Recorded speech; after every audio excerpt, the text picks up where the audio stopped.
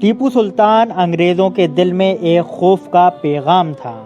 शायद ही हिंदुस्तान के किसी सुल्तान या राजा का इतना खौफ अंग्रेज़ों के दिलों पर रहा होगा जितना टीपू सुल्तान के उस वक्त अंग्रेज़ों की नींद हराम कर दी थी। जिस वक्त के नवाब राजे रजवाड़े अपनी हुकूमतों के बावजूद उसका वजूद बताने के लिए अंग्रेज़ों की चौखटों पर नाक रगड़ रहे थे, जिस दिन टीपू सुल्तान शहीद हुए थे उस दिन ब्रिटेन में जश्न मनाया गया था, जिसने लंदन नामचीन साहित्यकार, रंगकर्मी और कलाकार शामिल हुए थे। अंग्रेज़ों में टीपू सुल्तान का इतना खौफ था कि उनकी लाश के पास जाने की अंग्रेज़ हिम्मत नहीं कर पा रहे थे। जब एक गोली उनके दाएं सीने में धंस गई तब वो ज़मीन पर गिर गए थे। जब अंग्रेज़ों को किसी ने यकीन दिलाया कि टीपू मारे गए, अब एक सिपाही ने उनकी म्यान में जड़ा रत्न निकालने की कोशिश की तो टीपू सुल्तान ने अपने आखिरी वक्त में उसका हाथ अपनी तलवार से जख्मी कर दिया था।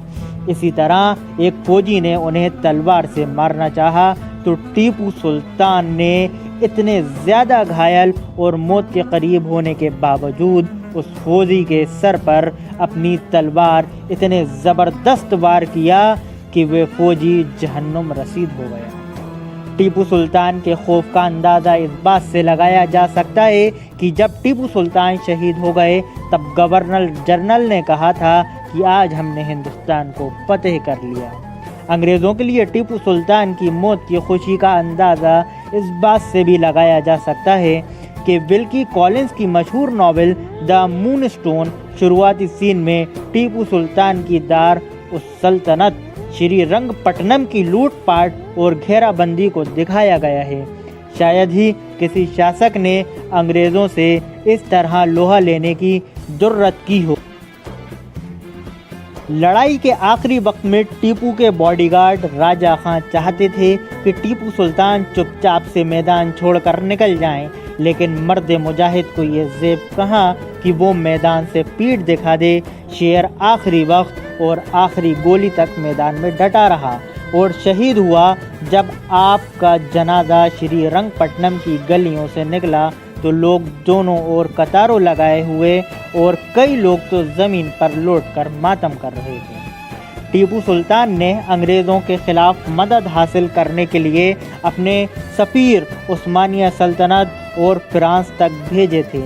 असल में टीपू अंग्रेज़ों को लेकर आने वाले ख़तरे को भाप गए थे और पता था कि अंग्रेज़ सार मुल्क को अपने ग़ुलाम बना लेंगे। टीपू सुल्तान पश्चिमी देशों की युद्ध कला से बहुत ज़्यादा प्रभावित थे। उन्होंने फ्रांस से बंदूकें, घड़ियाँ और दूसरे हथियार बनाने के लिए बेहतरीन इंजीनियरों को मैसूर बुलाया था। बाद में खुद उन्होंने ब्रोंज तोपें और लंबी नाल की बंदूकें बनाने का कारखाना मैसूर में स्थापित किया था। टीपू सुल्तान को भारत में रॉकेट लॉन्चर का जनक भी माना जाता है। आज टीपू सुल्तान का इतिहास स्कूली पाठ्यक्रमों से हटा रहे हैं।